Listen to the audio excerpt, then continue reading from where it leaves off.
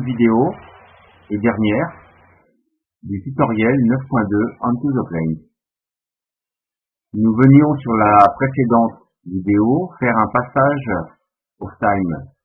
Le passage of time a fait que nous avions remis sur start le pion opération et comme c'était notre première opération passage of time, nous avions avancé d'un espace le pion passage of time.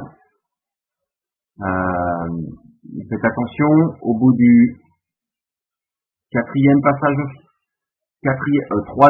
of time, 1, 2, 3, on lance un dé et si le résultat est inférieur ou égal au nombre dans l'espace dans lequel est le pion opération, le pion passage of time, il y a la possibilité de faire un victory check. Donc dès que vous êtes dans cet espace-là, c'est un peu risqué. D'accord? Il faut que vous soyez tout près sûr d'avoir rempli les conditions de victoire, sinon vous perdez la partie. Revenons à nos moutons, à nos chevaux. Le passage of time est terminé. Nous allons faire une opération clean-up phase. L'opération clean-up phase, vous avez l'habitude. Page 10. On doit appliquer les règles d'empilement. Et, ce qui n'est pas le cas pour l'instant, puis les bandes dans la road sharia, je les traduis peuvent renoncer, mais je crois que doivent renoncer aux ressources en possession. D'accord? Donc c'est ce que nous allons faire. Ranch sharia B, nous avons un pion de force 3 avec une captive et un faux cheval en dessous. Nous allons mettre à disposition de la ranch sharia les options captives. Étape 2. Lancer un dé pour chaque ranch sharia avec des bandes finies. Ce n'est pas le cas. Il n'y a pas de bande finie dans la ranch sharia A ou la ranch sharia B. Étape 3, on va tirer, révéler un pion du succès, check, go club, de la table dans lesquelles sont vos pions avec un point d'interrogation derrière. D'accord? Pour le but de ce tutoriel, admettons que nous tirions, alors pas celui-là, un pion succès, d'accord? Il ne se passe rien, ce qui veut dire que nous retournons le pion dans la casse, et comme nous n'avons aucun point à dépenser pour l'ennemi, aussi bien là que ici, nous allons directement à la phase de la colonne de guerre.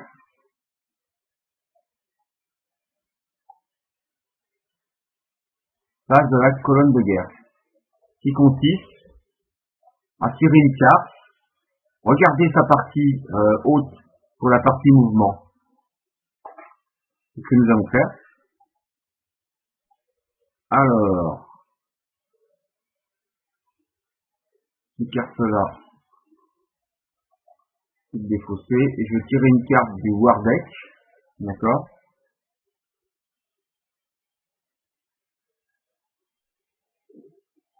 Et admettons que nous tirions la carte 25.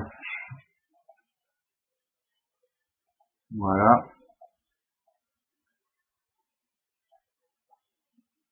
Voilà, je ferme là. C'est la carte 25. C'est la seule carte qui existe dans le War Deck. Qu'est-ce qu'elle dit? Reshuffle, then draw again. Donc, when revealed, quand elle est révélée, remélanger le deck de cartes de guerre, tirer notre carte et placer la face visible dans la zone de l'événement de guerre sur la carte. C'est ce que nous allons faire. On va retirer une autre carte, on défausse celle-là, on retire une autre carte. Et pour le tutoriel, celui-ci dit, nous tirons la carte 9.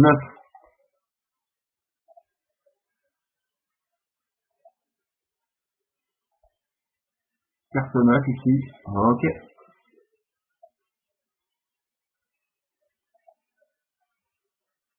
Voilà. Que dit cette carte?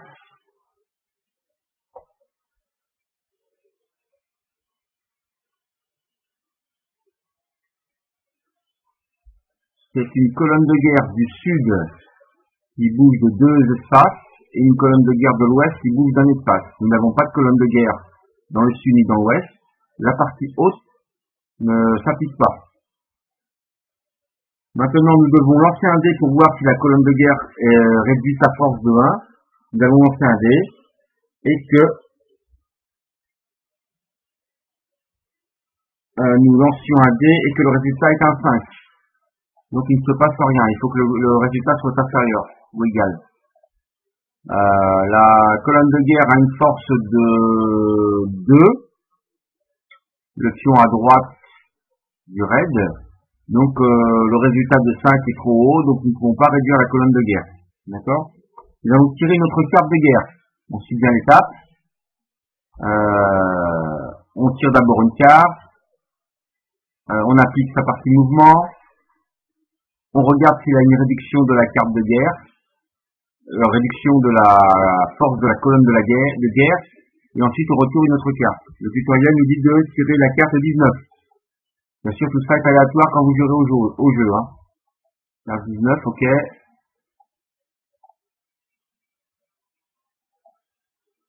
Ok, la carte 19, je la mets là. La carte 19. Que me dit-elle, la carte 19? À droite, hein, à celle de gauche, 19, W19. Juste pour la carte, la partie événement, c'est-à-dire en bas, War Event, Countermeasure Action. On doit rendre des captives. Après qu'une bande possédant au moins un pion captif est marqué comme fini dans un espace de guerre, vous pouvez dépenser toutes les captifs possédées par cette bande, et alors la guerre se termine. Ok, après c'est une histoire de s'il y a plus d'une colonne de guerre dans cet espace. Ça veut dire que grâce à cet événement, vous pouvez, avec une bande qui ferait un take action et qui se déplacerait dans un espace de guerre avec une colonne de guerre, en échange d'une captive, et vous arrêtez la guerre. Vous signez un accord de paix. Voilà. D'accord?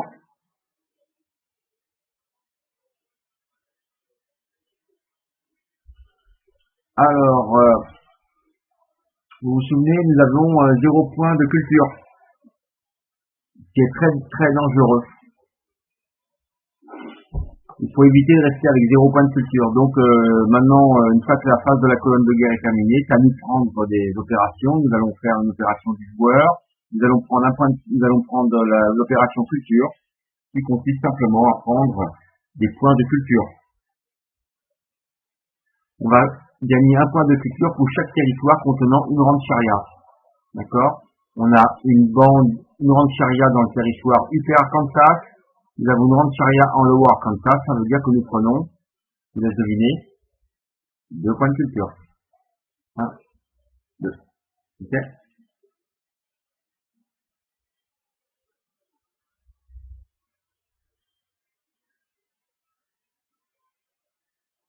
Et nous aurions eu, c'est ce que dit l'auteur dans le tutoriel, c'est la règle, si nous avions contrôlé Upper Arkansas, c'est-à-dire qu'il n'y avait pas eu cette tribu, nous aurions pris un 3e point de culture. D'accord?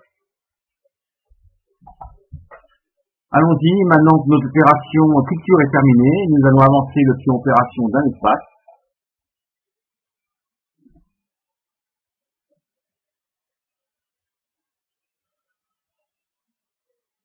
D'accord? Maintenant, nous allons l'opération clean-up phase. Nous n'avons pas de bande finie dans nos Rancharia, donc on peut se passer de l'étape 1 et 2. À l'étape 3, nous allons tirer un pion du success check go up. Admettons que pour le but de ce tutoriel, nous tirions un pion. Voilà. Success. Ok. Too good. Ce qui fait que maintenant, rien ne se passe. Nous retournons à la phase de la colonne de guerre. Nous allons défausser la carte 19, ainsi que celle-là que j'avais.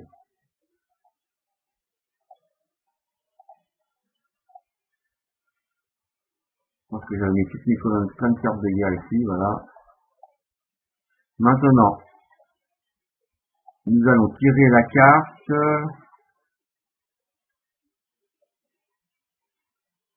6. D'accord. Ok, la carte 6. Carte numéro 6, où es-tu? Voilà. Carte 6. Ok. Tac. Et nous consultons sa partie mouvement. Que dit-elle?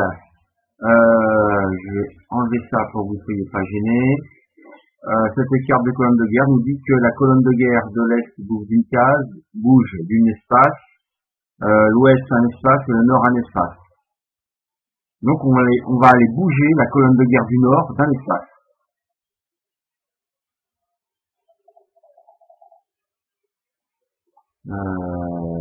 Voilà. La colonne de guerre était en Upper Arkansas 4, elle va bouger d'un espace. Et là c'est pas bon du tout. Nous bougeons une colonne de guerre qui rentre dans l'Upper Arkansas 2. En termes d'échelle, sachez que si vous avez joué à Navarro Wars, le canyon de Chelly, ou Chey en anglais, correspondrait à 2 espaces de là. D'accord? Donc, ce qui fait que la carte que vous avez ici, ce sont une échelle gigantesque, correspondant à presque la surface de la France. Donc c'est vrai qu'on se déplace vite avec nos bandes, mais des fois ça peut faire je ne sais pas, peut-être 100 à 200 km entre chaque espace. Combien nous moutons? Nous avons avancé la colonne de guerre. On va voir si en lançant un dé, on réduit la colonne de guerre de 1. Nous obtenons un 2, qui n'est pas inférieur à la colonne de guerre. D'accord? Donc nous ne réduisons pas la colonne de guerre, la force de la colonne de guerre. Maintenant on va tirer notre carte.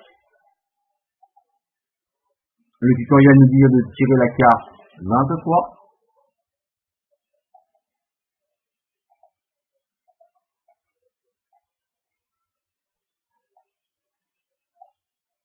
Je vais défausser cette carte.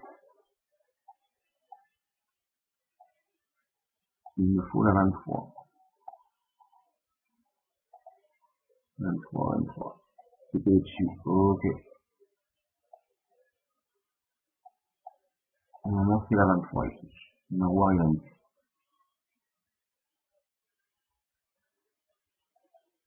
Alors, la 23, qu'est-ce qu'elle nous dit?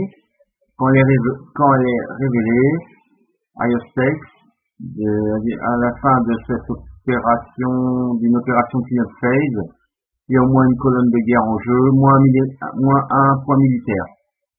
Et s'il y a 0 colonne de guerre en jeu, on gagne 1 point militaire. D'accord? Donc c'est une carte d'événement de guerre qui est tout simplement, si on veut ne pas perdre de points militaires, eh ben il faut éliminer toutes les colonnes de guerre, et si on peut pas, et si on n'a plus, ben on gagne un point militaire. Voilà.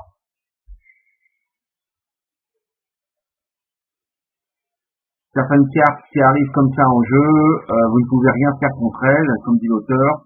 Elles arrivent et c'est des événements non gérables. Un peu comme la vie à cette époque-là. Hein. Il y a beaucoup de choses que vous ne pourrez pas gérer, qui auront contre vous, et c'est à vous de vous adapter.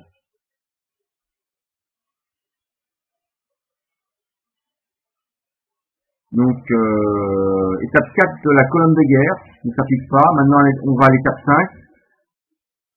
et ça concerne le fait de faire une bataille. Donc si vous regardez l'étape simple, vous avez plusieurs choix. Soit vous perdez, alors qu'est-ce qu'ils disent? Soit vous perdez un point militaire et vous faites un combat, ou soit vous perdez 2 points militaires et vous rendez tous les captifs dans votre rang de charia, si vous en avez, mais si vous n'en avez pas, c'est pas grave, et vous n'avez pas à combattre. D'accord? Notre rang de charia A n'est pas trop mal. Il y a une bande qui a une force de 3. Nous avons un Maïmania. D'accord? N'oubliez pas que si nous avons un cheval, nous pouvons utiliser cette carte-là qui nous donne +1 lors d'une bataille. +1 DRM Battle for Command Bank in Possession of Horses. Donc on peut envoyer cette bande combattre la colonne de guerre. C'est ce que nous allons faire. Donc tout d'abord, on va perdre un point militaire. Ça, c'est obligatoire. Pourquoi perdons-on un point militaire? Parce qu'en fin de compte, notre campement a été repéré et nous y laissons des poules. Même si nous préférons le combat direct, la colonne de guerre nous massacre certaines de nos familles dans le campement et on y laisse des plumes, donc on perd un point militaire. Si vous avez lu le livre L'Empire de la Lune d'été, vous verrez décrit les raids des colons, soit des Texas Rangers ou la cavalerie des États-Unis dans les rangs de charia. C'était pas triste. Étape 1 de la bataille. Maintenant, nous allons combattre.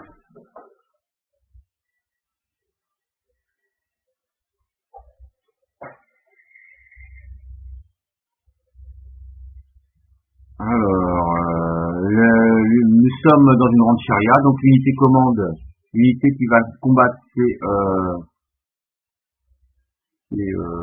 peux me tromper, hein, j'ai confondu rang de charia A et B là, hein. On va pas bien avec le module vassal, donc ça va être plutôt celle-là. Nous allons, donc j'ai fait une erreur tout à l'heure, c'est pas la rang de charia B, c'est la rang de charia A. Nous allons combattre avec cette force, cette unité-là, d'accord? Nous la prenons, nous l'équipons d'un cheval pour bénéficier de la carte Horsemanship Level 1. Nous allons l'équiper d'un Maïmania. Voilà, tac, tac. Et nous envoyons combattre.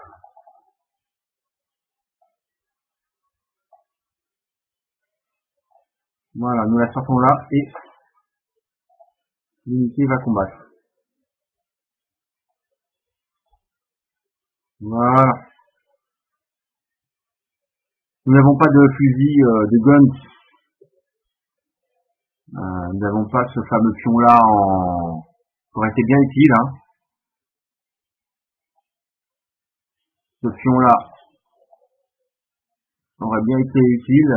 Si j'arrivais à cliquer avec Vassal, avec ma souris, aurait été bien utile. Il nous aurait permis de lancer 2 dés, de prendre la plus grande valeur, au lieu de lancer un seul dé. Donc nous ne l'avons pas, tant pis, et nous allons lancer un dé. À ce lancer de dé, nous ajouterons le modificateur qui est la force de la bande, de 2. On rajoutera 1 pour avoir un Maïmania et 1 pour avoir un cheval. Ça va compter 2, 1, ça fait 4. Il faut qu'au minimum on fasse un 2 pour remporter la bataille.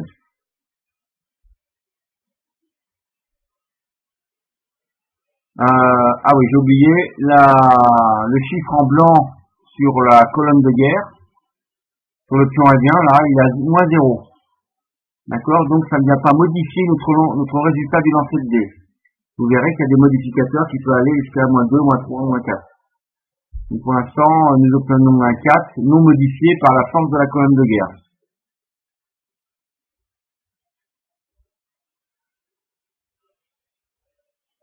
Malheureusement, nous obtenons un 1. Un résultat très très négatif. D'accord? Mais heureusement, le tutoriel est bien fait, ou la stratégie de Joël, nous avons un trade goods. D'accord?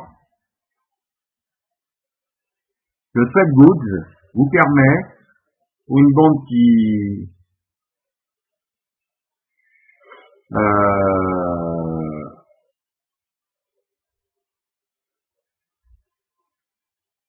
et de relancer le dé. Je crois que tout à l'heure, on devait équiper la bande avec le trade goods, hein, pour pouvoir l'utiliser. Je l'ai pas fait, je sais plus, j'ai vu là.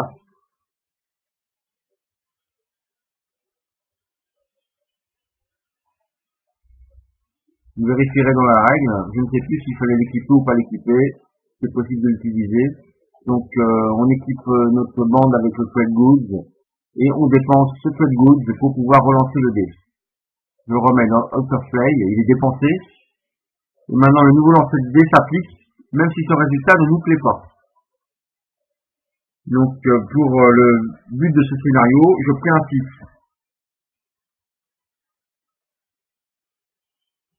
Nous remportons la bataille. D'accord? Nous remportons la bataille, vous regardez dans la règle. Étape 3 de la bataille. Étape 4 de la bataille, nous réduisons la force de la colonne de guerre. Decrease strength. Je réduis la force de la colonne de guerre qui passe de 2 à 1. Ok? Mais le combat n'est pas terminé. Nous avons infligé une perte à l'ennemi, mais celui-ci continue à s'acharner sur nous. Nous refaisons un deuxième round. Nous avons toujours un +4 en modificateur. 2 plus 1 plus 1, ça fait 4. Et nous lançons un dé. Ouf! Nous obtenons un 2. 4 plus 2 égale 6. Nous remportons la bataille. La bataille est remportée. Et la colonne de guerre est détruite. Alors, voilà. La colonne de guerre ici, là, je la défausse. Par contre, le pion raid, il retourne dans son tableau, hein. Ok, il retourne juste en dessous, là, ici, là, juste en dessous de l'ennemi de la colonne du nord. Juste en dessous de Ally 3. Nous avons remporté une bataille, donc ça veut dire que nous augmentons c'est le 4 de la bataille, le taux de médecine de notre Maimania. Grâce à lui, nous avons remporté une bataille, donc il augmente. Il passe à 2. Ah oui, on peut pas faire que des points militaires, hein. Il faut aussi gagner un petit peu au niveau de notre chef de guerre, qui remporte, qui gagne du prestige. Ici, c'est un peu le prestige guerrier, et ça, c'est un peu le prestige civil.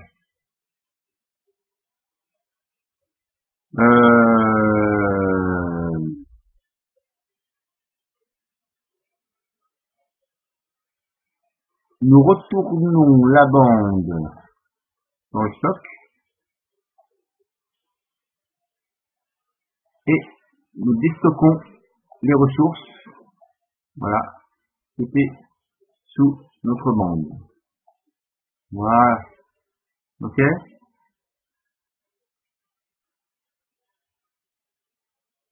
Ah non, c'est tout à fait le contraire de ce qui est parti dans la règle. On doit rester en possession de nos ressources. Voilà, c'est une erreur. Voilà.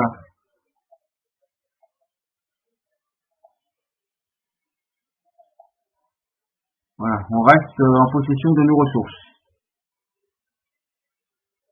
Jusqu'à la prochaine opération Cleanup qui nous permet de unstack, de désempiler les ressources, de rendre les ressources disponibles pour la rentière. Voilà. D'après ce que dit le tutoriel, maintenant nous avons terminé, nous avons vu à peu près 90% des opérations. Et nous avons terminé le tutoriel. Je vous remercie beaucoup d'avoir regardé les vidéos qui sont pas très fun, hein, mais elles sont pas là pour être fun, elles sont là pour vous expliquer comment fonctionne le jeu. Si vous êtes content, au moins si quelqu'un a eu le courage de regarder jusqu'à la 9e vidéo, qu'il m'envoie un petit message sur ma chaîne YouTube me disant qu'il est content de mes vidéos, ou pas content d'ailleurs, et que ça lui ait servi. C'était mon but en faisant ces vidéos, c'est que ça serve même ne serait-ce qu'à un seul joueur pour pouvoir se procurer le jeu ou bien approfondir sa connaissance du jeu.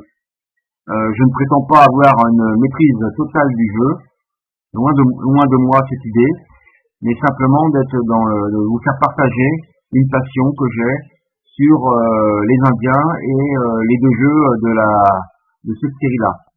Donc mettez-moi un petit message, cela me fera plaisir.